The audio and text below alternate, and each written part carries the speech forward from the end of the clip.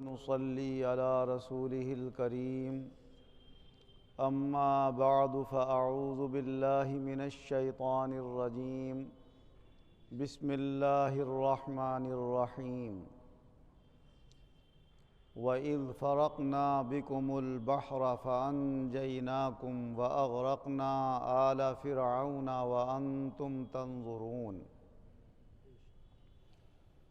اللہ تبارک و تعالی اس مبارک آیت میں بھی قوم بنی اسرائیل کو، جن کے نبی حضرت موسیٰ علیہ السلام ہیں، ان کو اپنی یہ نعمت یاد دلا رہا ہے کہ اس وقت کو یاد کرو جب ہم نے سمندر کو چیر کر اس میں تمہارے لیے راستے بنا دیے تھے، تو تمہیں ہم نے نجات دے دی تھی اور فرعونیوں کو ہم نے اس میں غرق کر دیا تھا، اور تم وہ نظارہ اپنی آنکھوں سے دیکھ رہے تھے۔ اللہ کی اتنی عظیم نشانی تھی وہ، خاص طور سے ان لوگوں کے لیے کہ جنہوں نے وہ نشانی اپنی آنکھوں سے دیکھی، اور ہمارے اور آپ کے لیے اس اعتبار سے کہ اللہ نے اپنے کلام عظیم قرآن پاک میں اس کا ذکر فرمایا۔ ہمارے ایمان کا تقاضا ہے کہ ہم اس بات پر یقین رکھیں کہ یہ واقعہ پیش آیا موسیٰ علیہ السلام کے زمانے میں۔ تو چاہیں ہم سن کر ایمان لائیں، چاہیں وہ دیکھ کر ایمان لائیں، لیکن دونوں کے لیے اس میں اللہ کی طرف سے بہت بڑی نشانی، اور دیکھنے والوں کے لیے اور بڑی نشانی ہوتی ہے۔ تورا دیدہ و یوسف را شنیدہ، شنیدہ کئے بود مانند دیدہ۔ اے محبوب، ہم نے تجھے اپنی آنکھوں سے دیکھا ہے، تیرے حسن و جمال کا ہم نظارہ کر رہے ہیں۔ یوسف علیہ السلام کے حسن کے بارے میں تو ہم نے سنا ہے، ارے سنا ہوا دیکھے ہوئے کی طرح کہاں ہو سکتا ہے؟ جو حسن دیکھنے میں لذت حاصل ہو رہی ہے وہ سننے میں حاصل تھوڑی ہو جاتی ہے۔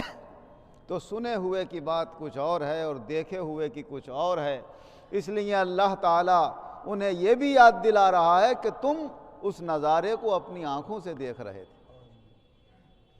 تفسیروں کے اندر آتا ہے کہ جب حضرت موسیٰ علیہ السلام اپنی قوم بنی اسرائیل کو قبطیوں سے، جو فرعون کی قوم تھی، اور فرعون سے بچا کر لیے جا رہے تھے، راتوں رات وہاں سے چاہتے تھے کہ ہم یہ شہر چھوڑ کر کہیں چلے جائیں اور ان کے اس ظلم و ستم سے کہ جو یہ ہمارے اوپر کر رہے ہیں کسی صورت سے ہم بچ جائیں۔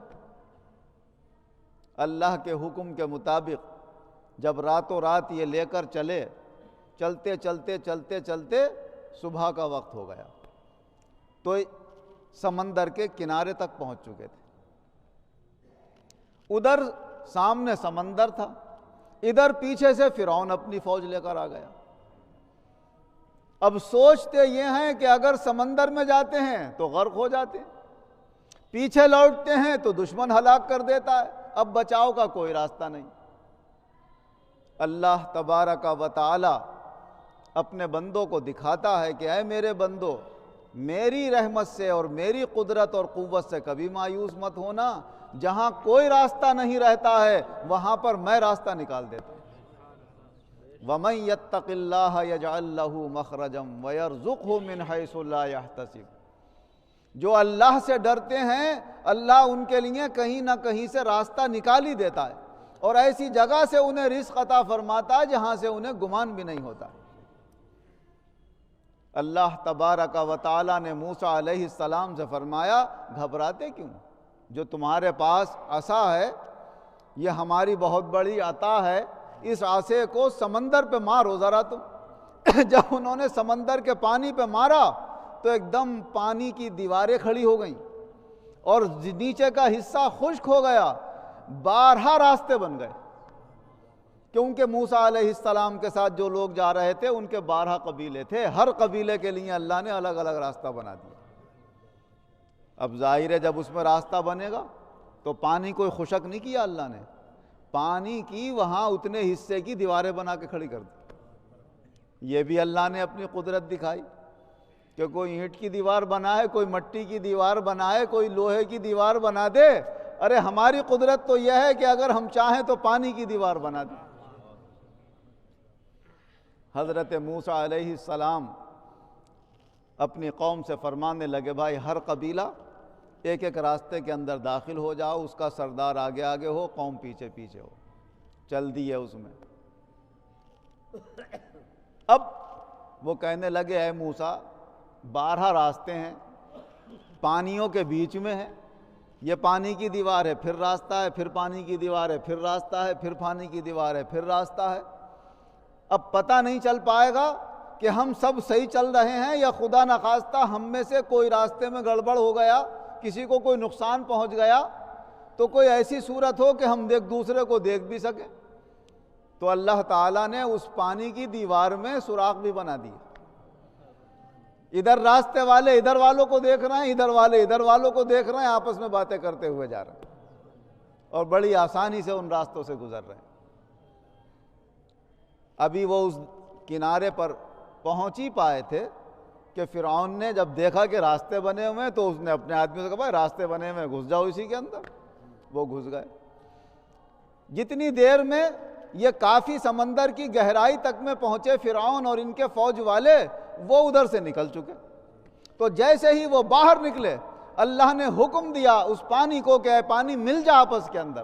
جب ملا تو کتنی پاور کا وہ پانی ہوگا، سمندر کا پانی نے جب زور مارا تو چتھڑے اڑا دیے ان کے، اور اُل گئے وہ پانی میں سے اوپر کو۔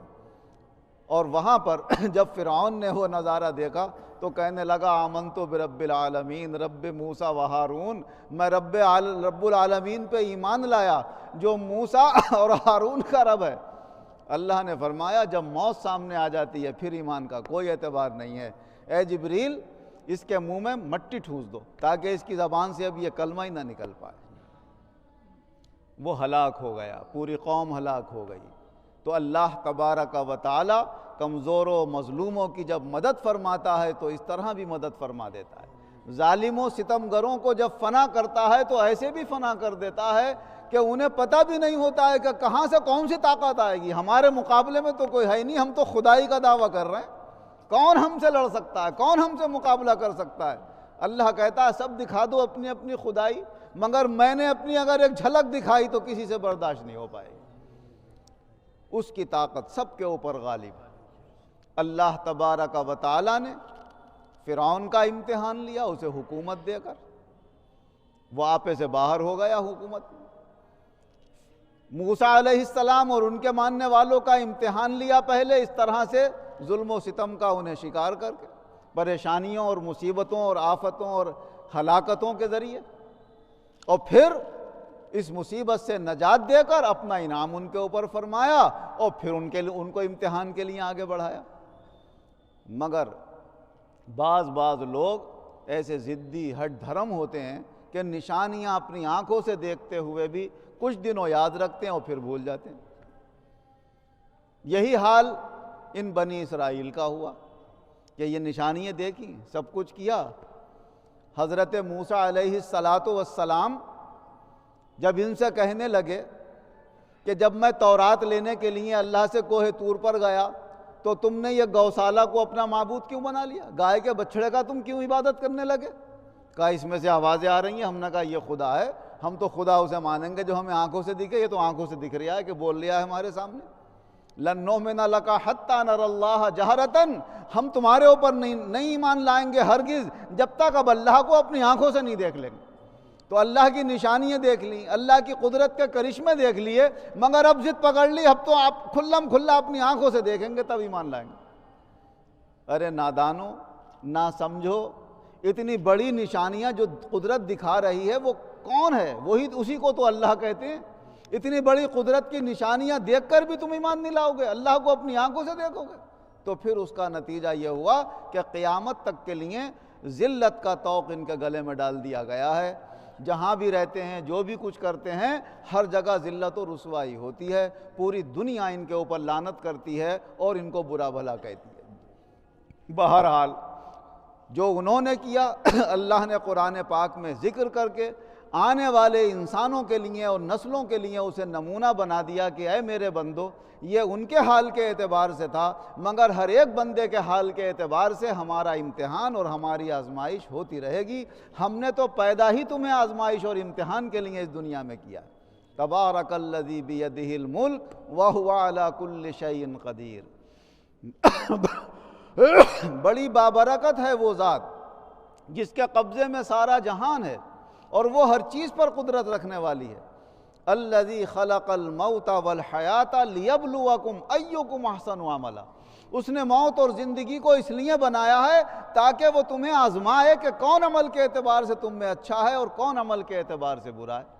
تو جو اللہ کی نعمتیں پا کر اللہ کا شکر ادا کرتے ہیں اور خدا نخواستہ کوئی پریشانی اور تکلیف آئے اور تو اس کے اوپر صبر کرتے ہیں، تو اللہ تبارک و تعالی ان سے راضی اور خوش ہوتا ہے، دنیا کی پریشانیاں دور کر کے بھی ان کے لیے کوئی راستہ بنا دیتا ہے، اور آخرت میں بھی اللہ انہیں کامیابی عطا فرما دیتا ہے۔ اللہ جل شانہ وعم نوالہ، یہ نشانیاں پڑھ کر اور سن کر اللہ ہمیں بھی اس سے سبق حاصل کرنے کی توفیق عطا فرمائے، اپنی نعمتوں پر زیادہ سے زیادہ شکر گزاری کی توفیق عطا فرمائے، ترقی کے بعد تنزل سے ہماری حفاظت فرمائے، اور اگر قسمت میں کوئی چیز ایسی آ ہی جائے جو تکلیف اور پریشانی کی ہو تو اللہ اس کے اوپر صبر کرنے کی توفیق عطا فرمائے اور پر اطمینان طریقے سے زندگی گزارنے کی توفیق عطا فرمائے، اور بآسانی ان پریشانیوں کو دور کر کے اللہ خلاصی کا راستہ عطا فرمائے۔ آمین وآخر دعوانا ان الحمد للہ رب العالمین۔ الحمد للہ رب العالمین والعاقبۃ للمتقین والصلاة والسلام علی خیر خلقہ محمد وآلہ واصحابہ اجمعین۔ اے اللہ اپنے محبوب بندوں کے صدقے میں ہمارے گناہوں کو معاف فرما، آئندہ گناہوں سے بچنے کی توفیق عطا فرما، سب بیماروں کو شفا عطا فرما، قرض داروں کو قرضوں سے نجات عطا فرما، بے روزگاروں کو اچھے روزگار عطا فرما، جو برسر روزگار ہیں ان کے روزگاروں میں خیر و برکت اور ترقیاں عطا فرما، بے دینوں کو دیندار بنا، دینداروں کے دین میں مضبوطی اور قوت پیدا فرما، جو لوگ دعاؤں کے لیے کہتے ہیں سب کے جائز مرادیں پوری فرما، سب کی الجھنیں پریشانیاں دور فرما، جو بے اولاد ہیں انہیں صاحب اولاد بنا، خاص طور سے ہم سب حاضرین کی جائز مرادیں پوری فرما، سب کی الجھنیں پریشانیاں دور فرما، آئندہ بھی ہر طرح کی الجھن پریشانی آفت بلا ہر طرح کے نقصان سے ہماری سب دینی دنیاوی نعمتوں کی حفاظت فرما، کل عالم کے مسلمانوں کی حفاظت فرما، ان کی سب نعمتوں کی حفاظت فرما، دونوں جہان میں ایمان و عزت کے ساتھ ہم سب مسلمانوں کو شاندار کامیابی عطا فرما، آمین بجاہ